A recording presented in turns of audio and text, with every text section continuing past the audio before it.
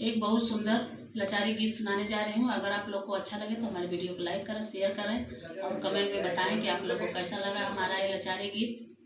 विपत्ति में कोई ना सहाइया, कन्हैया बिनु विपत्ति में कोई ना सहाइया, कन्हैया बिनु पहली विपत्ति राजा हरिश्चंद्र पर पड़ी गईली।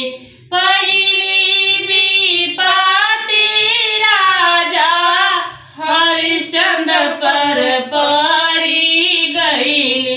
मरघट पर झाड़ू के लगवैया, कन्हैया बिनु मरघट पे झाड़ू के लगवैया, कन्हैया बिनु विपत्ति में कोई ना सहाइया, कन्हैया बिनु विपत्ति में कोई ना सहाइया, कन्हैया बिनु विपत्ति में कोई ना सहाइया, कन्हैया बिनु दूसरी विपत्ति रानी द्रौपदी पे पड़ी गईले।